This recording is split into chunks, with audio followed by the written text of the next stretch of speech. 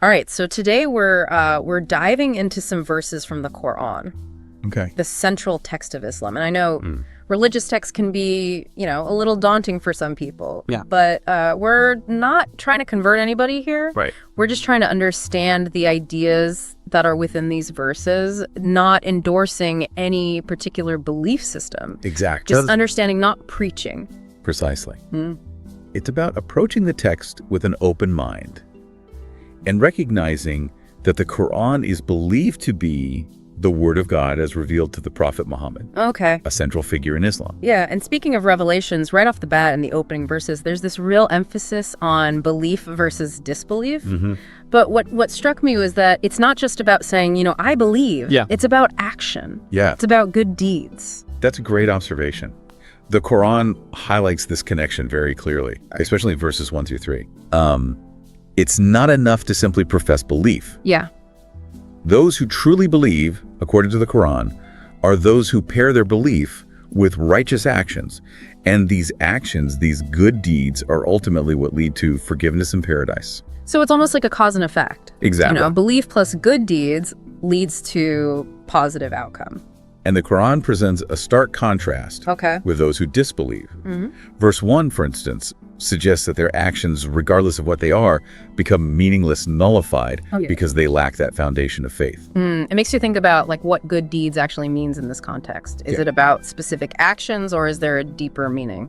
That's a fascinating question. And the Quran does offer some clues. Okay. Verses 8 and 9, for example, talk about believers upholding justice Okay. and standing firm in truth even when it's difficult. These verses suggest that good deeds go beyond simple acts of charity. They're about embodying a righteous way of life, guided by principles of justice, truth, and compassion. So there's a strong moral dimension to these actions. Absolutely. Like it's about living ethically in the world. And this concept of righteousness is deeply intertwined with the idea of a just and moral universe. The Quran seems to suggest that when individuals act righteously, they contribute to a greater cosmic balance, a world where justice and truth prevail. Okay, so then we get to verses 12 and 15, and things get a little more visual. Yeah. We're talking rivers of milk and honey, gardens of paradise. Right. But also the torment of hell for disbelievers. Yes. The Quran certainly doesn't shy away from vivid imagery. Yeah. And I think these descriptions, while symbolic, serve a powerful purpose. They tap into our human need to understand abstract concepts like the afterlife through concrete experiences. It's like the Quran's trying to make us feel the weight of these choices, the consequences of belief and disbelief, which brings us to verse 4, which I know has been the subject of a lot of debate and frankly controversy. Yeah. It's the one that talks about striking at the necks of disbelievers. Right. What's going on here? This is undoubtedly one of the most challenging verses to interpret. Okay. And I think it's crucial to approach it with sensitivity and a nuanced understanding of its historical context. Okay, so let's dive into that context. Right. What was happening in the early Muslim community when this verse was revealed? Well, the early Muslims faced significant persecution. They were a small and vulnerable community, often subjected to violence and oppression. Okay. And some scholars argue that verse 4 was revealed in a specific context of self-defense, a response to direct aggression. So not necessarily a blanket endorsement of violence, Right. but perhaps more of a situational response to a specific threat? That's one interpretation. Okay. Other scholars, however, emphasize that striking at the necks shouldn't be taken literally.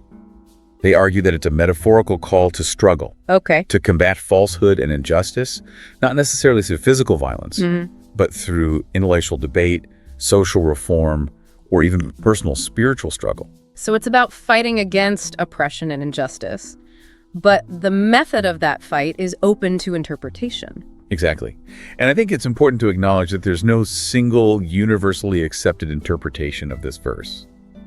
Different schools of thought within Islam have grappled with its meaning for centuries, and those interpretations have evolved alongside historical events and societal changes. So it seems like context is everything when it comes to understanding, these verses. Absolutely. And maybe that's a good lesson for interpreting religious texts in general. Yeah. But speaking of understanding, I think it's fascinating how much emphasis the Quran puts on reflection. Yeah. And pondering, its meaning. Like in verse 14 where it asks, is he who stands upon evidence from his Lord like someone whose evil deed is made to appear good to him? It feels like a direct challenge to really think critically about your actions and your beliefs. Precisely. It's not just about blindly accepting what you hear, but actively engaging with the message, questioning and seeking a deeper understanding. Yeah. Verse 16 even has this little anecdote about those who hear the message. Right. But don't truly grasp it. I love that part. They're so focused on the surface level that the real meaning just passes them by. It's like someone scrolling through social media, mindlessly liking posts without really absorbing any of the information. That's a great analogy. The Quran seems to be warning against passive listening, Okay. encouraging us to truly wrestle with the ideas presented. It's like the difference between just hearing something and truly understanding it. Yeah. Which is interesting because the Quran doesn't shy away from the struggle that comes with faith, does it? Not at all. Verses 22, 25, and 26 all touch on this. Okay. We see people turning away from faith, being tempted by doubt, and even the influence of Satan. Now, when the Quran mentions Satan, is that the same figure we see in other religious traditions? That's a great question. In Islam, Satan, or Iblis, as he's often called, is a powerful figure who represents temptation and disobedience to God. He's not seen as an equal and opposite force to God, like in some other belief systems, Right. but rather as a being who tests humanity's faith. So he's more of a tempter. Exactly. The source of doubt and straying from the right path. And the Quran acknowledges that struggle against temptation is part of the human experience. Yeah. These verses don't present faith as a simple, straightforward path, but as something that requires constant effort and vigilance. It makes you think about how internal faith can be and how much of it is about grappling with your own doubts and choices. And in the end, doesn't the Quran emphasize that it's Allah who has the ultimate authority over everything? Absolutely. Verses like 11, 31, 32, and 35 all reinforce this idea of Allah's omnipotence and his role as the final judge. Okay. He's the one who sets the test for humanity, guides them, and ultimately determines their fate. It's a powerful concept, this idea of a divine plan playing out alongside human actions and choices. It is. And that tension between human agency and divine will is a theme that runs throughout the Quran. It raises some really profound questions about free will destiny and the nature of God's relationship with humanity. Which makes me think back to that vivid imagery of paradise and hell. Yeah. Is it a literal place or more of a symbolic representation of the ultimate consequences of our choices? That's a debate that theologians have grappled with for centuries. Some interpret those descriptions as literal depictions of the afterlife, while others see them as powerful metaphors for the spiritual states of reward and punishment. So even the concept of the afterlife is open to interpretation. Exactly. Just like those earlier verses about striking at the neck. And I think that's what makes studying these texts so fascinating. It's not about arriving at a single definitive answer, but about engaging in a process of inquiry, exploration, and critical thinking. It's like the journey itself is as important as the destination. Right, the act of wrestling with these ideas, considering different perspectives and forming your own conclusions is where the real value lies. And that brings us back to what we discussed earlier about the Quran's emphasis on reflection and understanding. It's not just about passively accepting what you hear, but about actively engaging with the text, questioning, and seeking deeper meaning. Which leads me to another intriguing verse, verse 24. Okay. Will they not ponder the Quran? Or are there locks upon their hearts? It feels like such a direct challenge to the reader. It is. It's as if the Quran itself is asking, are you truly listening? Are you willing to open your mind and heart to what I have to say? It's almost a plea for genuine engagement. Yeah. A recognition that simply reading the words isn't enough. Exactly. It's about pushing beyond surface level understanding and delving into the depths of the message. And that, I believe, is where the real transformation occurs. It makes you think about all those potential locks we might have on our own hearts. You know, those preconceived notions, biases, or fears that prevent us from truly understanding something new. Absolutely. And it's a reminder that true learning requires vulnerability, a willingness to let go of our own assumptions and embrace the possibility of being challenged and changed. So if we connect this back to the bigger picture of our deep dive today, Okay. what does it all mean for someone who's maybe encountering these ideas for the first time? Well, I think it highlights the importance of approaching any text, especially religious text, with humility and a willingness to learn.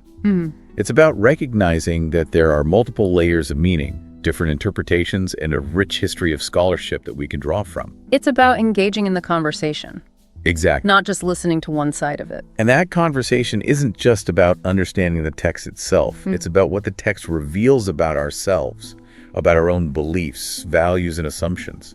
So it's not just about understanding the Quran, but about using the Quran as a lens to understand ourselves and the world around us. Precisely. And I think that's where the real power of studying these texts lies. They have a potential to not only inform us, but to transform us, to challenge our perspectives and expand our understanding of what it means to be human. Yeah, it's fascinating to think about how a text that's over 1,400 years old can still be so relevant, to our lives and beliefs. It speaks to the enduring power of these ideas. Yeah. The questions the Quran raises about faith, doubt, good and evil, justice and mercy, these are timeless human dilemmas Right. that we continue to grapple with today. And it's not like the Quran offers easy answers or a simple checklist of do's and don'ts. Right. It encourages reflection, critical Yeah. thinking, and a deep engagement with its message. It's about understanding the principles and applying them to your own life, your own unique circumstances. Which makes me think back to those contrasting images of paradise and hell. If we move beyond the literal interpretations, Yeah. what do those concepts tell us about, the human condition? I think they speak to our innate longing for meaning, for purpose, for a sense of ultimate justice in the universe. Okay. The idea of paradise represents the fulfillment of that longing, a state of perfect harmony and bliss. Right. While hell embodies the opposite, the consequences of straying from the path of righteousness. So it's not just about like a physical place, Right. but a state of being. Exactly. A reflection of our choices and actions in this life. Precisely. And I think that's a powerful message, regardless of your religious beliefs. Yeah. It suggests that our actions have consequences, that the choices we make shape not only our own lives, but also the world around us. It's a reminder that we have a responsibility to live ethically, to strive for justice and compassion, not just for our own sake, but for the sake of a greater good. Absolutely.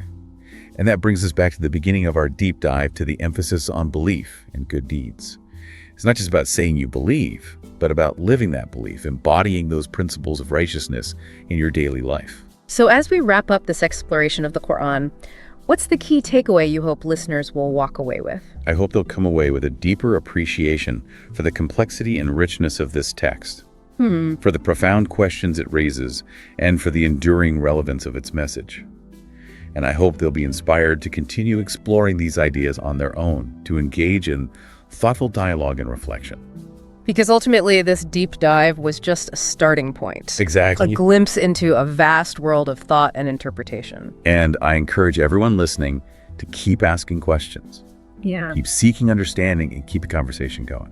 So to all our listeners out there, as you reflect on these verses from the Quran, consider this. How do these themes of belief, disbelief, paradise, hell, reflection, and struggle resonate with your own understanding of faith, meaning, and the human condition? And remember, there are no easy answers, no single right interpretation. The journey of understanding is an ongoing one, and the rewards are well worth the effort.